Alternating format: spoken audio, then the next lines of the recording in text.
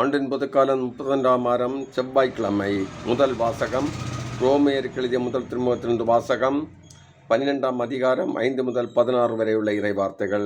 சகோதர சகோதரிகளே, நாம் பலராயிருந்தாலும் கிறிஸ்துவோடு இணைந்திருப்பதால் ஒரே உடலாயிருக்கிறோம், ஒருவருக்கொருவர் உடனுறுப்புகளாயிருக்கிறோம். ஆயினும் நமக்கு அளிக்கப்பட்டுள்ள அருளுக்கேற்ப வெவ்வேறு அருள்கொடைகளை பெற்றுள்ளோம். இறைவாக்கு உரைக்கும் கொடையை நாம் பெற்றிருந்தால் நாம் கொண்டிருக்கும் நம்பிக்கைக்கு ஏற்றவாறு அதை பயன்படுத்த வேண்டும். தொண்டாற்றும் கொடையை நாம் பெற்றிருந்தால் அதை தொண்டு புரிவதற்கு பயன்படுத்த வேண்டும். கற்றுக் கொடுப்போர் கற்றுக் கொடுப்பதிலும், ஊக்கமூட்டுவோர் ஊக்கம் தருவதிலும், தமக்குள்ளதை வழங்குவோர் தாராளமாய் கொடுப்பதிலும், தலைமை தாங்குவோர் முழு ஆர்வத்தோடு செயல்படுவதிலும், இரக்க செயல்களில் ஈடுபடுவோர் முகமலர்ச்சியோடு அவற்றை செய்வதிலும் தாம் பெற்ற அருள் கொடைகளை பயன்படுத்த வேண்டும். உங்கள் அன்பு களங்கமற்றதாயிருப்பதாக. தீமையை வெறுத்து நன்மையை பற்றி கொள்ளுங்கள்.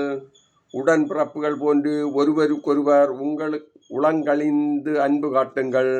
பிறர் உங்களை விட மதிப்புக்குரியவரென எண்ணுங்கள். விடாமுயற்சியோடும் ஆர்வமிக்க உள்ளத்தோடும் ஆண்டவருக்கு பணிபுரியுங்கள். எதிர்நோக்கி இருப்பதால் மகிழ்ச்சி கொள்ளுங்கள். துன்பத்தில் தளரா மனதுடன் இருங்கள். இறைவேண்டலில் நிலைத்திருங்கள்.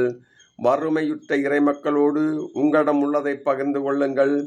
பெருந்தோம்பலில் கருத்தாயிருங்கள். உங்களை துன்புறுத்துவோருக்கு ஆசி கூறுங்கள். ஆசி கூறுங்கள். சபிக்க வேண்டாம். மகிழ்வாரோடு மகிழுங்கள், அழுவாரோடு அழுங்கள். நீங்கள் ஒரு மனத்தவராயிருங்கள். உயர்வு மனப்பான்மை கொள்ளாமல் தாழ்நிலையில் உள்ளவர்களோடு நன்கு பழகுங்கள். இது ஆண்டவர் வழங்கும் அருள்வாக்கு. இறைவா, உமக்கு நன்றி.